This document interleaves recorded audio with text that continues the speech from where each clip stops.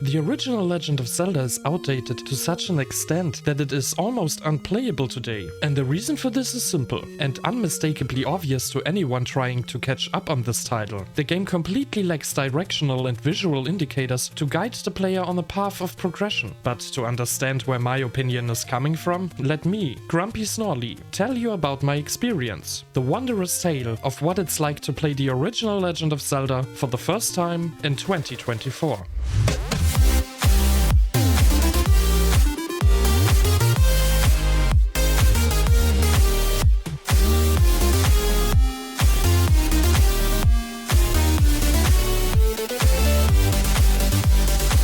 You are dumped in the middle of nowhere, with nothing in your pockets but your sword, and 3 heart containers, without any information, without any clue. You have no choice but to start wandering around helplessly, desperate to find any straw to clutch at.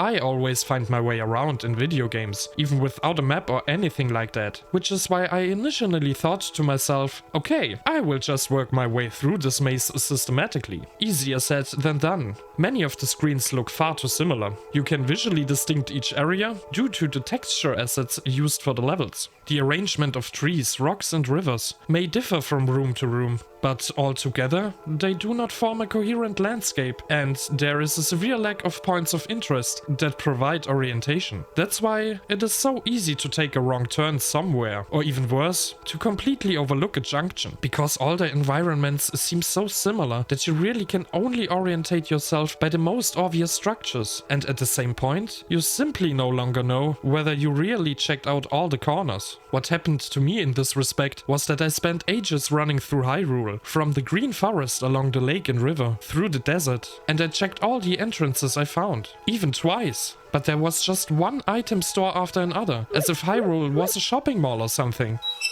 And because you get so few rupees dropped by the enemies, and there are no treasure chests to be found anywhere, it was no use at all to have a merchant around every corner greedily gawking at your purse. I went further west into the brown forest, ending up in one of those rooms where you can only progress if you leave in the right combination of directions. But of course I didn't know the code, but it couldn't be far from here, right? However, the enemies that spawn in these level screens made my search for it much more of a hassle. They weren't too difficult to deal with individually, but they often appear in groups that are far too large and overrun you like a Legion of Doom. Their AI, if you want to call it that, doesn't seem to communicate with each other, because they stand in front of each other, on top of each other, inside each other, turn away from you at random, as if they forgot about you for a moment. But in general, they get quite pushy on your nuts.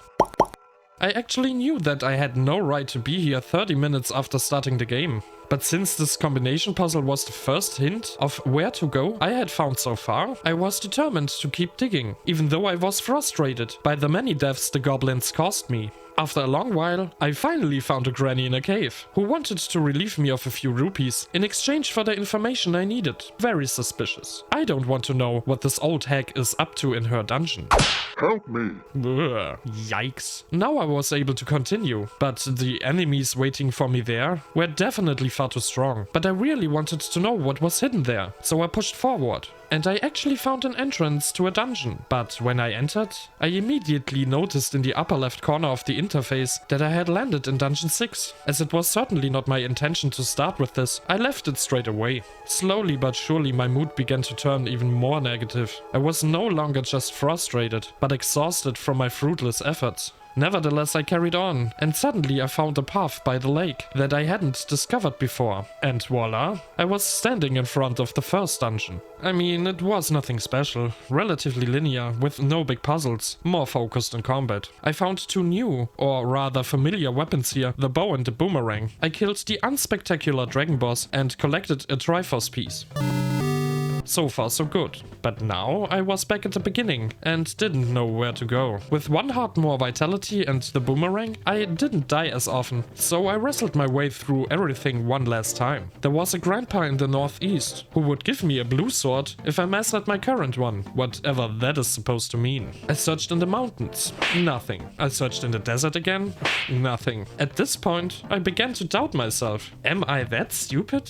Or is the game just that bad? I said to myself, myself, just one last trip before I dumped this game in the trash. But suddenly, I found an unchecked way where I could head east. The third dungeon had been hidden here all this time, but my nerves were on edge and I just didn't feel like it anymore. These knights who can only be hurt on the back did the rest for me. Yes, you can blow them up more easily with bombs, but since supplies are also a rare drop, this wasn't a reliable strategy. Then I also found a grandpa there, who asked me if I already had the blue sword. So I knew what was going on when I had no chance against the boss. I had other things to do first in order to finish this dungeon, but I didn't know how. Please look up the manual for details. I had no direction and no lead. It was pointless and I saw no more reason to continue. So I finally gave up.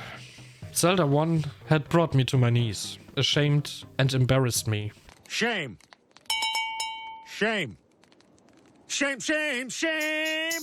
I think Miyazaki should have a sit down with Miyamoto about how he managed that. By the way, I died 40 times during this game session, so I think the comparison is apt. The experience I had with the first Legend of Zelda brought me to the conclusion that it has extremely outdated, annoyingly confusing level design and doesn't follow any logical progression curve. But after all, this game is 38 years old and the very first of its kind. Perhaps the first action-adventure in the sense we know the genre today, and for that exact reason, still very raw and unpolished from today's perspective. The developers had to work with the limitations of the NES, which was a console originally released in 1983, and gaming old-timer if you will. And I don't want to condemn a classic for being an unplayable relic, if it was that groundbreaking at the time, while its influence can still be felt today. I would rather focus on what Nintendo learned from this first game, and how they improved the sequel in consequence. And when I talk about Zelda's sequel, I of course refer to A Link to the Past, as I refuse to acknowledge Zelda 2's existence for all the obvious reasons. I had to play this SNES classic again to realize how gigantic the differences from the first part, in terms of combat, progression and level design, really are. From the very first second, you are given a clear direction and context by the story. You are summoned to the castle by Zelda, because she's being held captive there by Agamemnon. This level serves as a tutorial that teaches you all the basic things you need for the journey ahead. How to make use of your items, how to make the opposing soldiers fall off a cliff. You immediately acquire the lamp and the boomerang to make your equipment more versatile right from the start. Although you are guided strictly through a dungeon here, you are confronted with enough situations that force you to use the tools provided to you, but you still have room to experiment with them. In his dying breaths, your uncle tells you about the spin attack, a maneuver that is now such a common part of your moveset that I didn't even realize it originated from this game. And did you know that you could also throw the boomerang while holding up the sword for a spin attack? I've been playing this game for 30 plus years and I've only just figured that out. Overall, the combat and movement no longer feel so stiff. All animations are much more fluid and contribute to a feeling of greater freedom of mobility. The thrust attack, which only hits what's directly in front of you, is fortunately a thing of the past. You now deal damage 180 degrees around you. You're no longer tied to 4 straight directions, but can easily dodge to the left or right, which makes your movement much more dynamic. You can now also throw your boomerang diagonally. These things combined make the SNES game much easier than the first Zelda, but in a good way, because it's just so much more fun to play and fool around. By the way, the dungeons in A Link to the Past are all cleverly designed and offer a balanced challenge. Although it is very straightforward, I always liked the Tower of Hera. You weren't allowed to fall through the holes in the floor, because instead of just taking damage, you actually ended up in the room below. I still think it's such a neat idea that you have to adjust the position of the holes and then fall through one particular from the right side on purpose to get the Moon Pearl. The dungeons of the SNES Zelda may not have a thematic focus, as was the case from Ocarina of Time onwards, but in their simplicity, they are simply very good. Unfortunately, the same can't be said about the dungeons in the first installment. They all look the same, feel the same, have no charm, no unique ideas, and you just fight your way from room to room until boredom kills you. But feel free to let me know your favorite Zelda dungeons in the comments. comments. I always read them all, and we can have some interesting conversations. Once you have the princess safely stowed away in the church, the vastly majority of Hyrule's landscape is now open for you to explore. And A Link to the Past has so many things to find. Wells that you can jump down, spots that can only be reached through the water, walls that you can open with bombs. Everywhere you go, you will be rewarded with heart pieces or rupees for your curiosity, and everything follows a very pleasant and balanced progression curve. You could argue that the first Zelda also has many secret places with treasures, but I had to look them up for my footage from walkthroughs on YouTube, because I didn't find any of them myself. And no, I'm not stupid. These hidden entrances are just not obvious in any way, just randomly on walls, where, let's be honest here, nobody would think of planting a bomb on their own. And that you can burn down whole trees with the lantern? What? Don't lie to yourself, you wouldn't have thought of that either. So the difference between the two Zelda games in this respect is that the first part, as I said before, completely lacks visual indicators. The SNES sequel uses a clear visual language to guide you unmistakably to all the important points of interest. It ensures that you can no longer get lost or overlook any essential places. No more hours of wandering around without a plan. No indeed, quite the opposite. You will be able to find your way around effortlessly after just a short time. The game even provides you with a real map, one that shows more than just small boxes and actually offers some orientation. The visual language also draws your attention to everything there is to explore. You might even pick up a few hints, like when you discover this seemingly unreachable piece of heart on an unclimbable island. You simply visit the same location in the Dark World and realize that the island does not exist there. So you can use your mirror here to port yourself back to Hyrule, and voila, you've got it.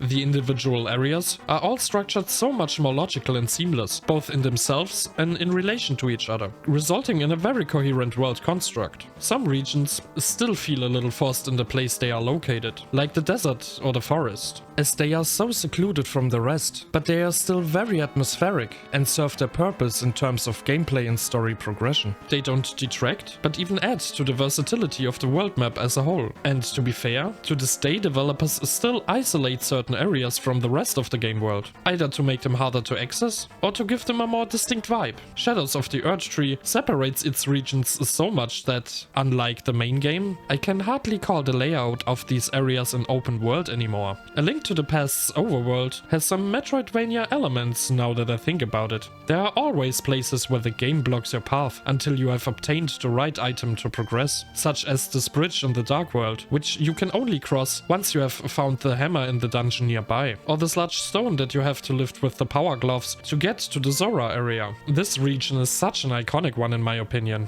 It's so much fun to put your skills on the test here. You have to dodge the Zora's red bullets and try not to fall into the water. Once you've found the right path, you will meet their leader, who will sell you his flippers for a not so limp sum. But A Link to the Past offers plenty of memorable places to discover. You travel through Kakariko Village. This place is so charming and the music so peaceful, you can immediately feel what everyday life in Hyrule feels like. If this were a retrospective of A Link to the Past, there would be so much more I could rave about. The whole concept of the Dark World alone is one of the coolest features I have ever experienced in a video game. Just the principle of having two worlds that are so similar, yet have small differences that you can exploit gameplay-wise, just allows for an absurd amount of possibilities of cool puzzles. And then both sides have such a distinct atmosphere. The Dark one is just so brown? All the NPCs turn into funny creatures. You are a bunny. Please, help me! And it has an absolute banger of a theme song.